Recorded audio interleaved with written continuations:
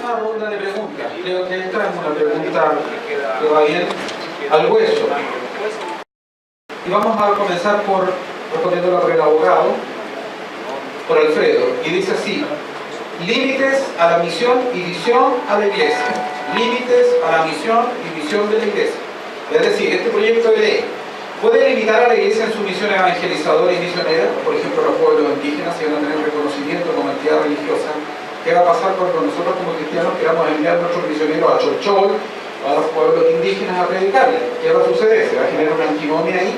Vamos a ser acusados como con un discurso de odio, de discriminación o de intolerancia, o de imponer una fe a un pueblo ancestral. Por ejemplo, reprimirla sus convicciones y amordazarla en cuanto a sus creencias. Aborto, por ejemplo, como predicadores vamos a poder seguir diciendo, la cual es nuestra convicción, que el aborto es un asesinato, un homicidio. Ideología de género, ¿qué va a pasar cuando quieran imponer, incluso dentro del proyecto académico curricular a nuestros hijos, ideologizarlos? No nos vamos a poder oponer. Matrimonio homosexual, como pastores que tenemos personería jurídica y derecho público en nuestras iglesias, vamos a estar obligados a casar a 2 hombres o a 2 mujeres, si es que este proyecto se diera adelante, o adopción homosexual, etc. Entonces, límites a la misión y visión de la iglesia. Está en riesgo nuestra libertad de culto y nuestras convicciones. Abogado. Muchas gracias. Bueno, partiendo siempre de la base que, como una ley, ¿cierto?, fue, si bien es cierto, fue conversada, discutida en 3 años, pero siempre con el concepto de que fue conversada bajo 4 paredes, ¿ya?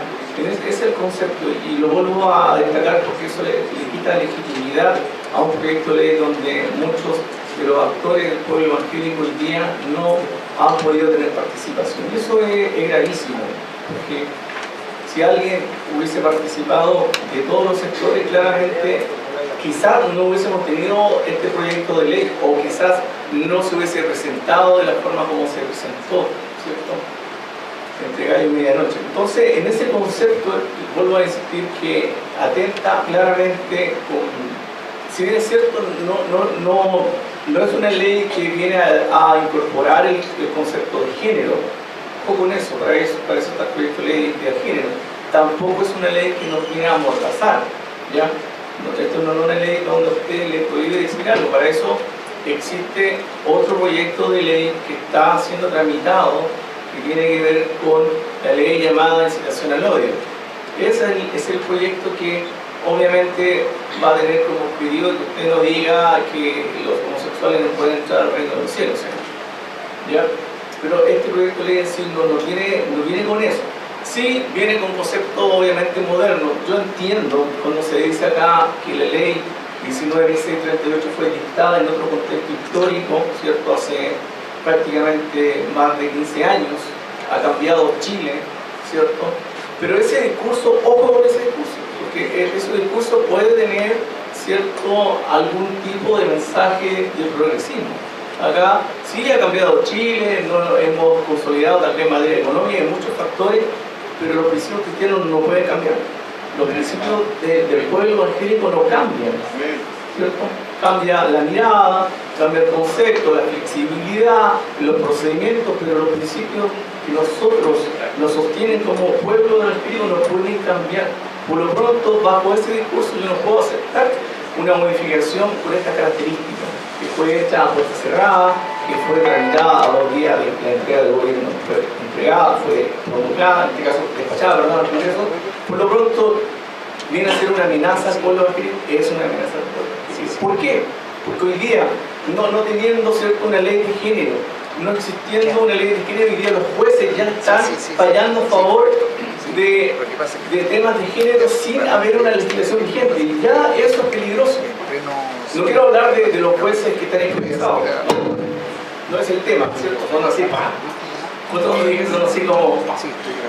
Por lo pronto, lamentablemente creo que esta ley no se debe seguir tramitando, creo que no se le debe dar ni carácter de urgencia. Sí podríamos partir de la base que podemos volver a discutirla, pero con más actores participando de todas las miradas. Vuelvo a insistir, ¿es una amenaza al pueblo evangélico? Sí, es una amenaza al pueblo evangélico desde el punto de vista del progresismo, de la diversidad y de la exclusión. Esas palabras siempre hay que estar atentos. Cuando usted escucha diversidad, inclusión, progreso, cuidado, cuidado, porque los principios cristianos no se danzan. Se puede lanzar cualquier cosa, ni con el voto político, ni con un acuerdo político, ni con ninguna alianza. Muchas gracias, abogado, y disculpe por el desabrupto. Justo no lo dije, no fuese. Exacto, exacto. ¿Alguien desea de los opositores contestar, replicar, complementar? Quisiera replicar y pedir su opinión. Frente al artículo 8, en donde no sé si el editor se le pasó a borrar o fue a propósito con algún objetivo, pero el artículo 8 de la actual ley de culto dice que las entidades religiosas podrán crear personas políticas de conformidad con la legislación vigente. En especial podrán, y dice A y B. Y en la modificación no existe nada de lo que está aquí, pero esto se reparte en otros lugares. Sin embargo, la parte A desaparece del proyecto. Significa que fundar, mantener, dirigir en forma autónoma institutos de formación y de estudios teológicos o doctrinales, instituciones educacionales de beneficencia o humanitarias, no existe en la ley de culto. Significa, claro, en la nueva ley de culto. Significa que ahora cualquier instituto de formación, estudio teológico, doctrinal, educación o beneficencia se regiría por cualquier organismo social, o sea, por la ley general, en donde cualquier ley social. Eso significa restricciones estatales a el credo. Quiero hacer la consulta más que nada si usted no ve eso como a lo mejor un tipo de mordaza o restricción o limitación al trabajo humanitario, teológico o educacional que se hace actualmente con libertad con un proyecto educativo cristiano. Sí, hoy día efectivamente existe la libertad religiosa. ¿Escucha bien? Sí. Existe la libertad religiosa para emprender también proyectos de carácter educativo. Ahora, sí, inclusive el proyecto de ley, la modificación, ¿cierto? Cuando digo proyecto de ley me refiero a la modificación, ¿ya? Permite que las mismas personas jurídicas puedan constituir fundaciones, es decir, que no le quita esa posibilidad porque se pueden. Hoy día se pueden constituir fundaciones, pero hoy día con el nuevo proyecto de ley también, desde la misma mejora inclusive, desde la misma personalidad jurídica, no tengo que crear una fundación aparte, porque hoy día uno se somete a la ley 2500 y se constituye una fundación, ¿cierto? Tiene el lucro. Y este proyecto de ley también permite, en ese aspecto, no hay límites de poder, de la misma persona jurídica, poder fundar una fundación o una corporación con los objetivos educacionales o bien con objetivos sociales, siempre que vaya con los límites laborales, que no sea contra el orden público y que no sea contra la legislación vigente. ¿Ya?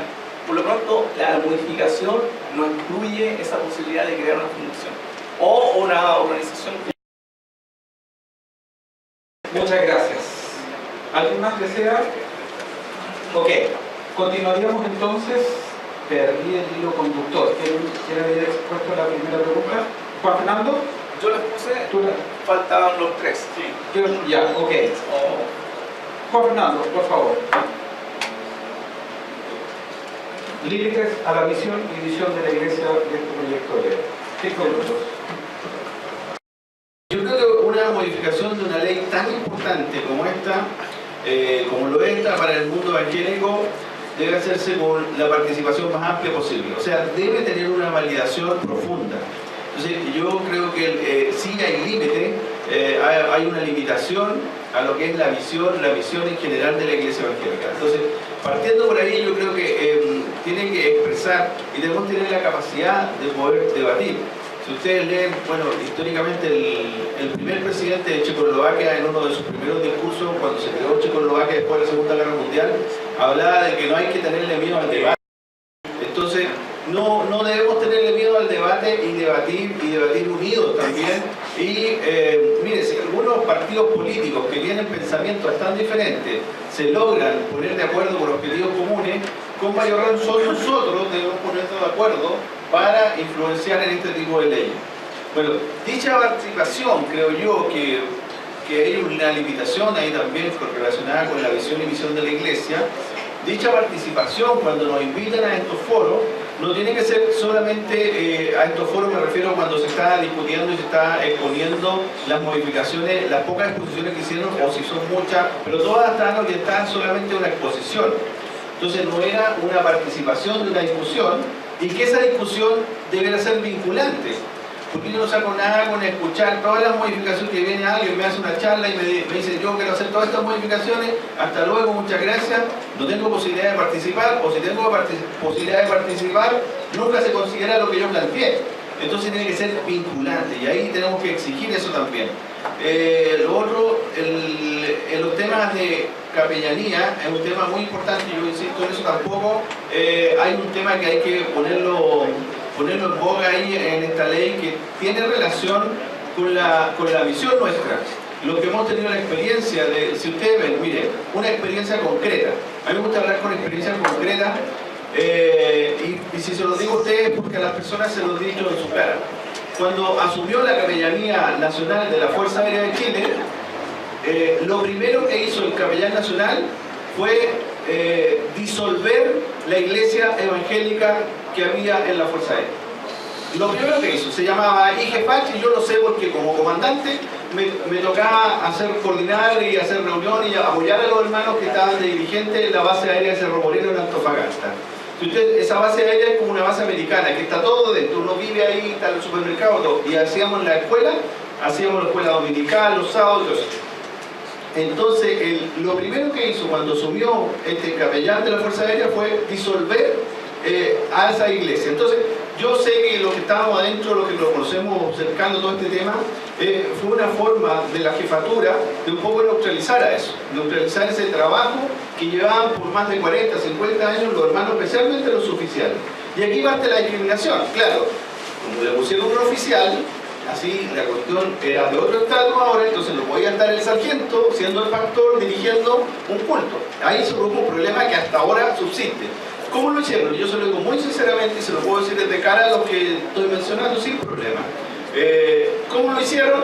Entonces a los dirigentes que estaban de esta iglesia, algunos de esos dirigentes los contrató la Capellanía Nacional. Entonces reclamos casi no hubieron.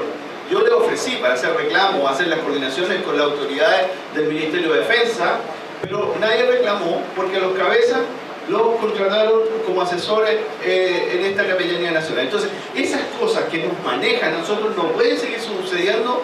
Pastores, líderes, por favor, nosotros tenemos que dar un paso y no nos pueden mirar. Mire, a mí me molesta, y disculpen el ímpetu, pero me molesta que nos miren a los canutos como tontos. Me molesta de sobremanera. Yo la semana antepasada tuve una discusión ahí con el ministro Blumen, porque me hizo unos planteamientos y yo le di a entender, con palabras muy respetuosas, que los canutos no éramos tontos y nos dábamos cuenta de lo que estaban haciendo. Entonces, yo les pido eso también, tener una consideración en estos temas, y a veces con estas leyes que le dan, también se dictan estas leyes o se proponen estas leyes que van finalmente en desmedro de nosotros, digamos. O sea, y disculpen que me haya extendido en el tema de capellanía, pero un tema que es no menor porque, mire, la mayoría de los oficiales de la Fuerza Armada, Ejército, Aviación, Armada, y también los de seguridad, la mayoría de esas familias, hay una gran cantidad de oficiales que son cristianos y toda su familia participan en la iglesia. Entonces, esa es mi preocupación también. Muchas gracias, Juan Fernando, y la voz de la experiencia como ex comandante de la FACH. Muchas gracias también por tu explicación. Entonces, estaríamos concluyendo con límites a la misión y visión de la iglesia. Es decir, puede limitar a la iglesia en su misión evangelizadora y misionera. Este proyecto de ley reprimirle sus convicciones y amordazarle en cuanto a sus creencias, aborto, ideología de género, matrimonio homosexual, por ejemplo, o adopción homosexual, inducirnos a reprimirnos con respecto a nuestras convicciones. Gracias, Natalia. 5 minutos.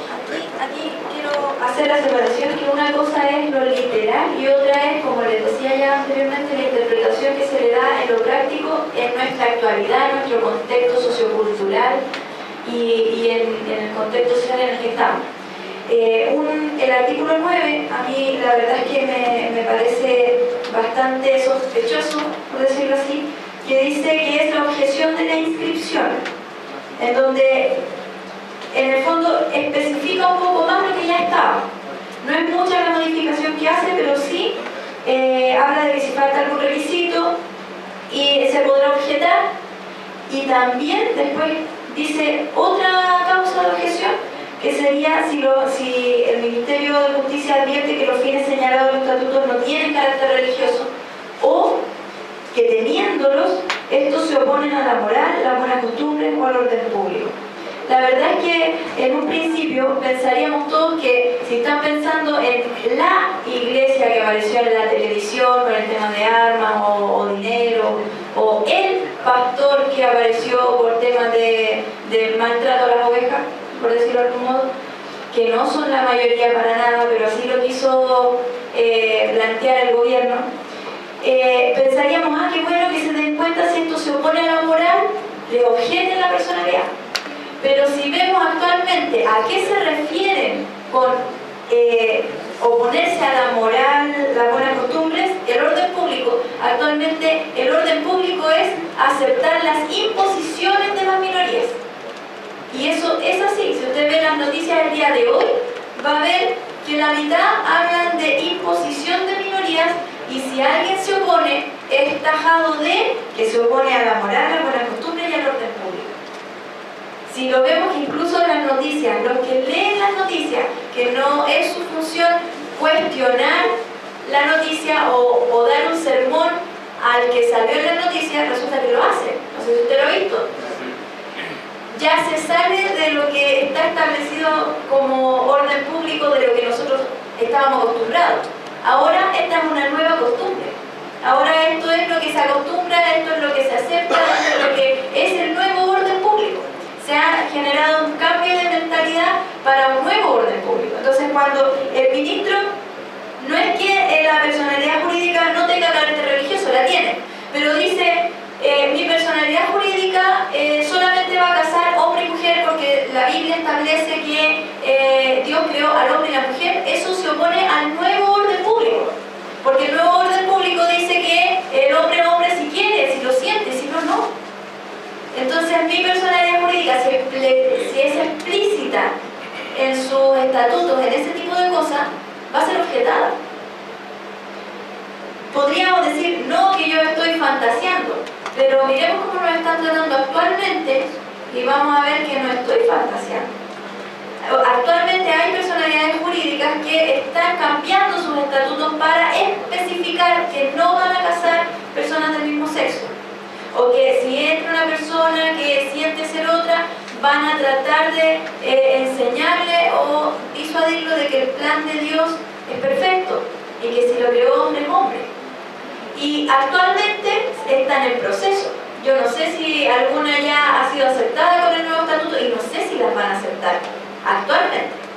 Cuanto menos las van a aceptar si cambian esta frase. Es una frase pequeña y pareciera buena para nosotros, pero a lo que voy es que todo esto hay que mirarlo hacia futuro, no hacia el presente siquiera ni al pasado, sino que hacia el futuro. ¿Qué significan las palabras de aquí en adelante con toda esta, como se le ha llamado, reingeniería social que están haciendo? Perfecto, muchas gracias, Antares. El abogado Alfredo, Sí. contestar. El orden público, la buena costumbre, ¿cierto? Y la moral siempre han sido limitantes en toda legislación. Si es cierto, aparece, claro, hay que poner la alarma, pero siempre ha sido así. Por ejemplo, la costumbre no constituye derecho en otro país, excepto en derecho comercial, artículo 3 del Código de Comercio. Es decir, no porque usted lo haga muchas veces, no constituye un derecho. No es así. La costumbre no constituye un derecho, por lo pronto.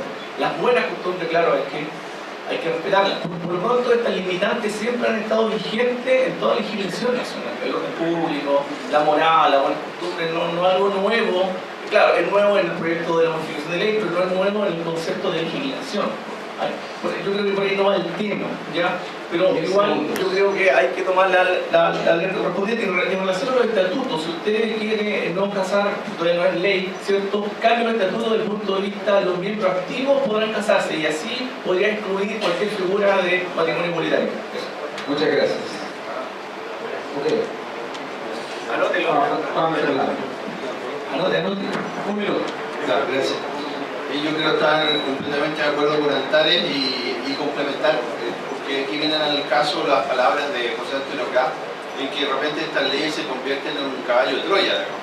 Porque no obstante lo que dice nuestro hermano abogado, en realidad a veces uno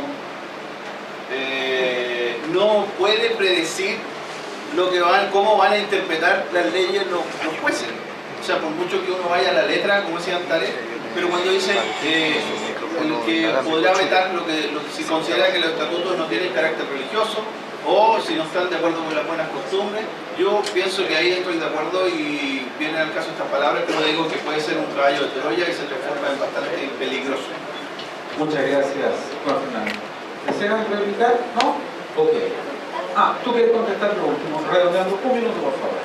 Redondeando, también para aclarar que justamente el tema de la moral y la buena costumbre está en la Constitución y es parte de nuestra libertad de credo y termina diciendo mientras no se vaya en contra de las buenas costumbres. O sea, es algo que ya está. No estoy diciendo que estén agregando algo inexistente, pero el hecho de que lo reiteren y lo reafirmen es lo que a mí me levanta sospecha porque ya está en la Constitución en sí. Entonces, el reiterarlo ya es un significado ahí. Y lo otro, que terminar que asimismo en ese mismo sentir, el artículo 1, 2, 3, 4 y 5 agregan palabras dentro la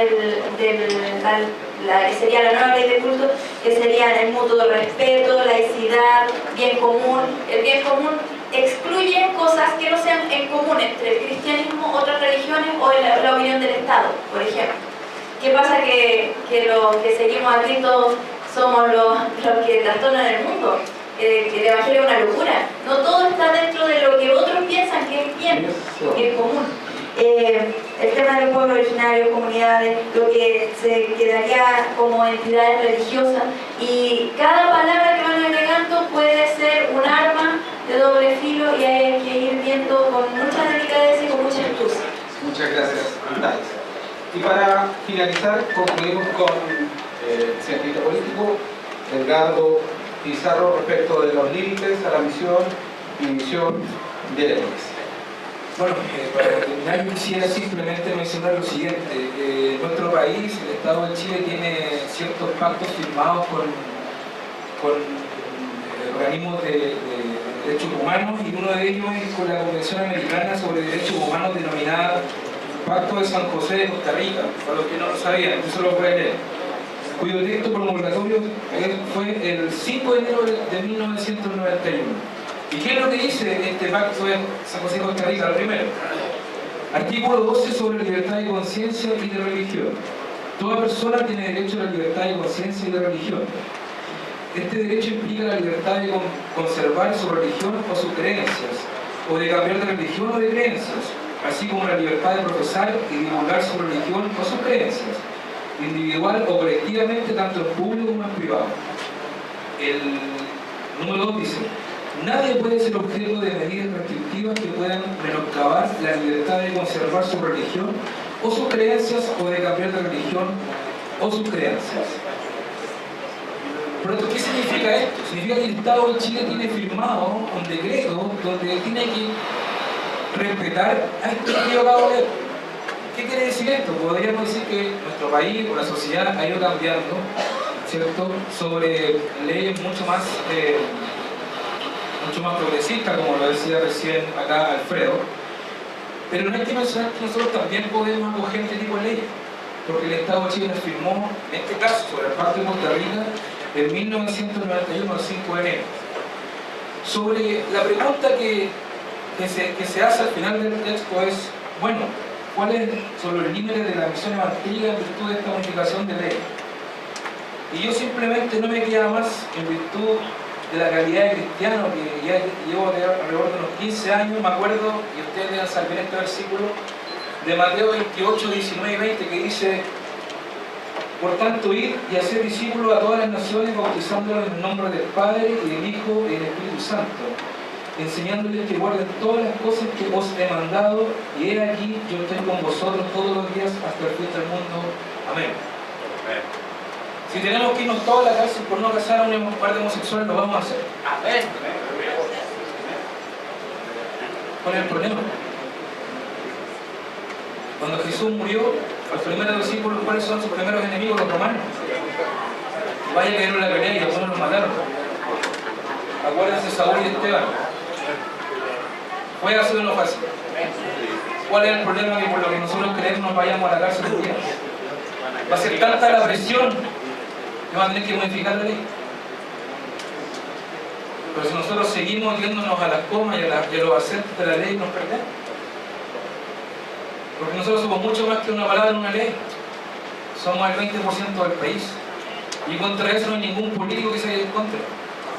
Porque la siguiente elección la va a perder. Eso es lo que tienen que saber los políticos en Chile cuando vayan a hacer la ley. Si tenemos que irnos todos presos, nos encontraremos todos en la cárcel. Amén. Porque como dijo recién acá Alfredo, los principios del cristianismo no cambian ni van a cambiar. La Biblia ya fue escrita. No va a cambiar. Así que yo simplemente decirles que el único amenaza que yo puedo ver hoy día, en virtud de lo que he dicho, es que la Iglesia deje de tener la fuerza para colocar sus intereses en la elaboración de las leyes. Los que estamos aquí, hoy día en este momento representamos al 20% del país aquí. Amén. Así es. Siempre han existido y van a existir fuerzas que están en contra de la predicación y la instalación de nuestra cosmovisión cristiana en la sociedad. Siempre lo ha habido, siempre va a ser y siempre será. No hay que tener miedo a aquello. La única amenaza que nosotros podemos ver hoy día, y discúlpenme si es inocente lo que digo, pero creo que tengo que decirlo, es que nosotros mismos dejemos de dar la pelea por instalar nuestra cosmovisión en la sociedad. Si tenemos que irnos todos presos y volver a comenzar, bueno, yo soy el primero que va a ir preso por no casar a un par de homosexuales, o por no aceptar de que un niño se les haya llamado niño. Porque la Biblia no dice eso. Dice que Él creó al hombre y a la mujer. Muchas gracias. Minuto de contestación va a tener que ser a viva voz ahí con buen pulmón, como predicador de la calle. Predicando en la calle, ¿no? Sí, brevemente, si bien es cierto la palabra de Dios, claramente hay un texto que cuando Pedro dice es necesario obedecer a Dios ante los hombres. ¿Se acuerdan ese contexto? ¿Cierto? Habló el teólogo. Pero tampoco queremos hacer un llamado a que no cumplamos la normativa legal. Y hay que tener cuidado, por eso no podemos solo hacer un llamado, hermano, no vamos a cumplir, no. Tenemos que ser obedientes a la autoridad, obedientes a la normativa legal. Y si tenemos que defendernos, lo vamos a defender. Ya tenemos abogados para defendernos, abogados tenemos para defendernos de toda la materia de leyes antivalóricas que podrían atentar contra nuestro principio, con nuestra fe y con nuestra confianza en el Señor. Así que, ahora sí, no quiero hacer ese llamado a no obedecer las leyes, pero sí poder reflejar a través de una oposición un procedimiento, modificar estatutos, ser inteligente, ser cauto, cambiar la estrategia.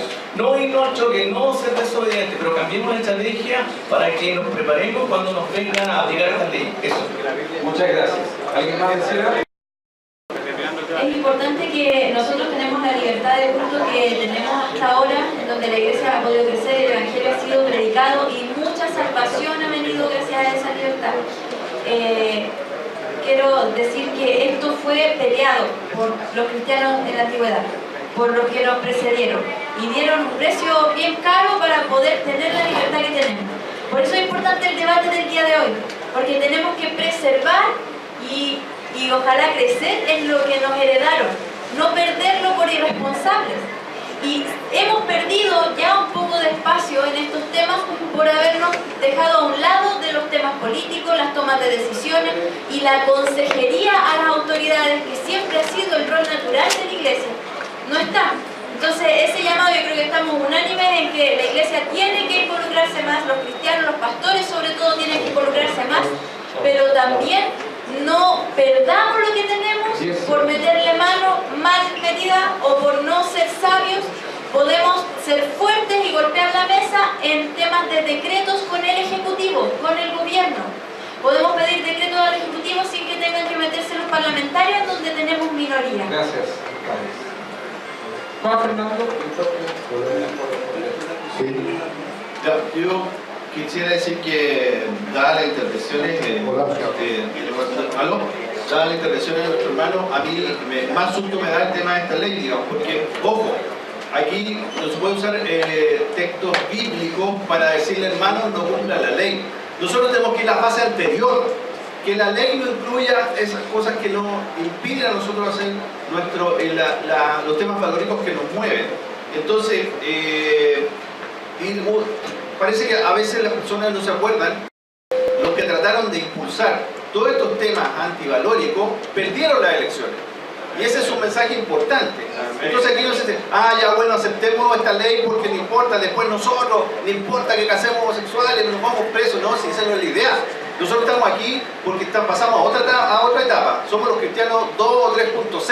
Aquí nosotros tenemos que influenciar para que la ley no lleve esas cosas. Eso es lo que tenemos que influenciar. Muchas gracias por su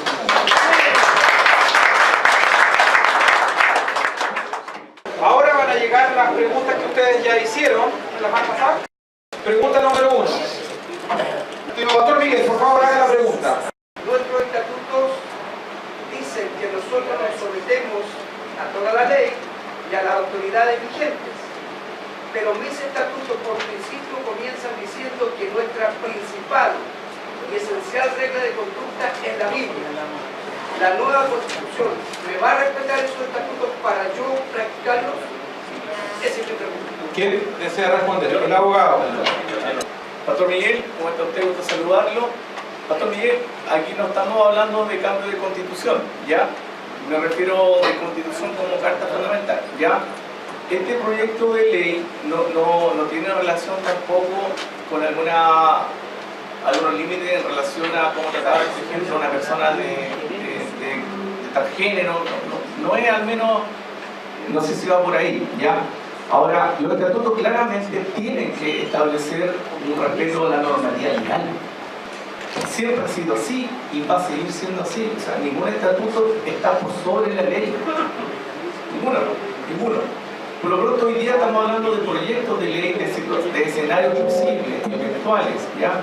Entonces, ¿nosotros podemos cambiar el estatuto? Sí, podemos cambiar el estatuto. Perfectamente, cada organización tiene un procedimiento de cambio de estatuto, ¿ya? Ahora, nuestros estatutos tienen que ser modificados, ojo con esto, con la intención de no caer en una discriminación. Modificar un estatuto, yo puedo cambiarlo, por ejemplo, si quiero evitar que un matrimonio del mismo sexo se case, yo puedo modificar el estatuto desde el punto de vista que solamente yo voy a casar como pastor a aquellos que son miembros activos de la iglesia. Y hago un filtro. Y evito caer en la discriminación, no voy a casar a un hombre con otro hombre. Entonces, pero si yo coloco que son estatutos que tengan relación, de que solamente se van a casar o personas que se van a casar, personas activas como miembros, y ahí yo puedo hacer una exclusión sin caer en la discriminación. Por eso que los estatutos tenemos que trabajarlos sin irnos contra la legislación vigente. Hay que tener cuidado con eso, buscar la forma de no caer en la discriminación o que no me acusen de discriminación. Mi pregunta iba de la siguiente forma. Igual a... ¿Me entiende, por favor? Mi pregunta iba de la siguiente forma. Nosotros tenemos personería jurídica de derecho público desde el año 2010, el 10 de agosto.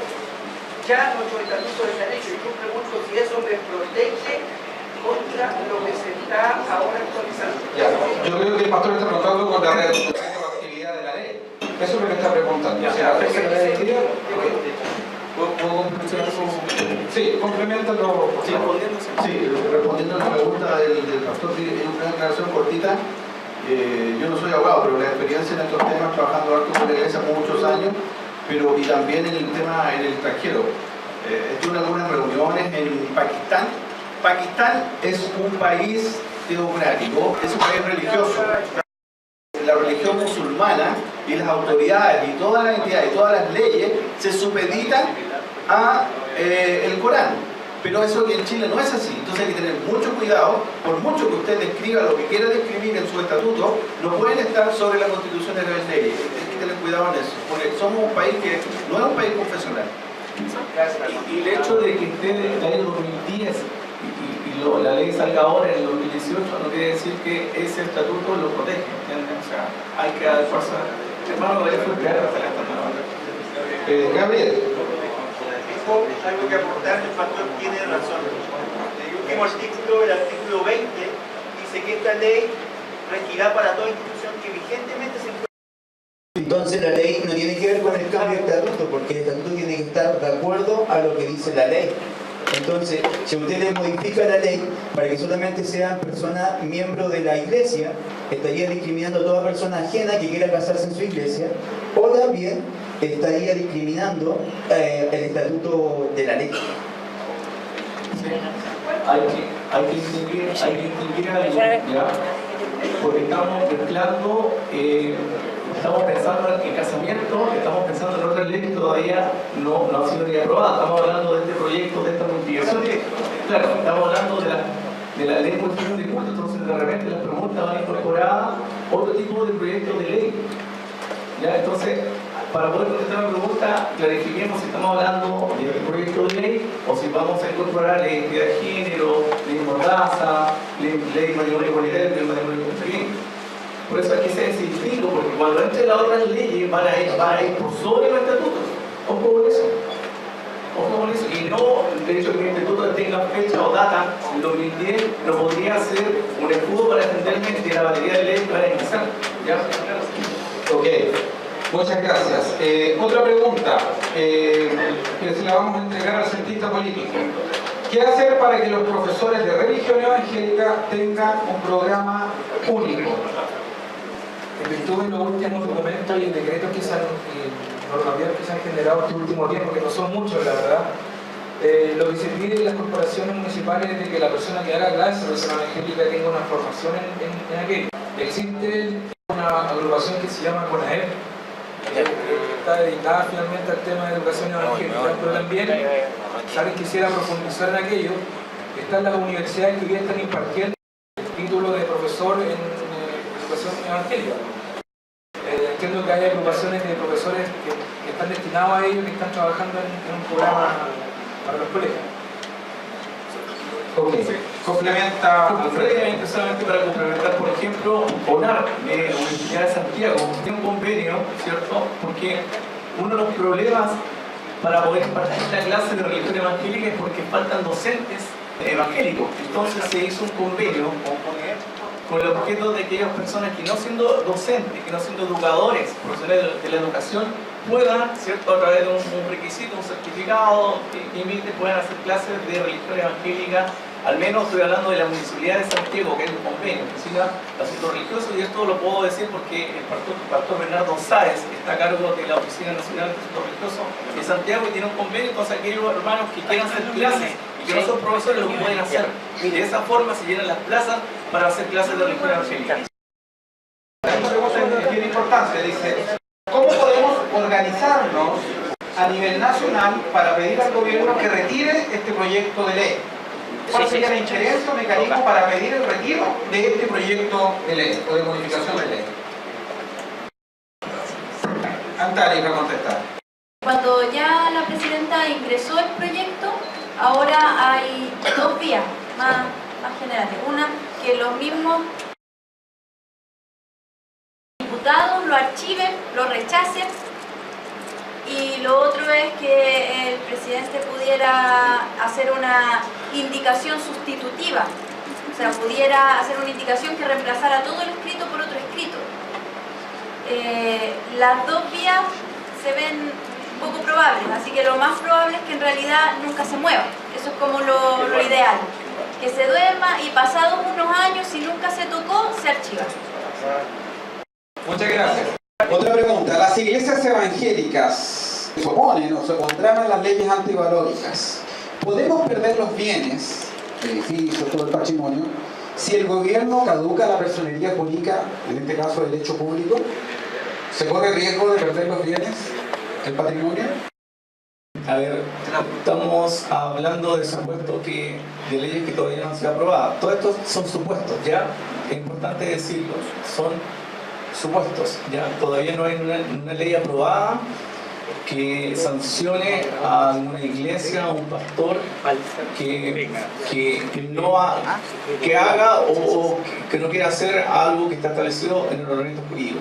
Si yo no cumplo con la ley, evidentemente la lógica jurídica o procesal tiene relación que me podrían perfectamente caducar mi personalidad jurídica. ¿Ya? No solamente si yo no caso a una persona del mismo sexo. Esto está vigente hoy día.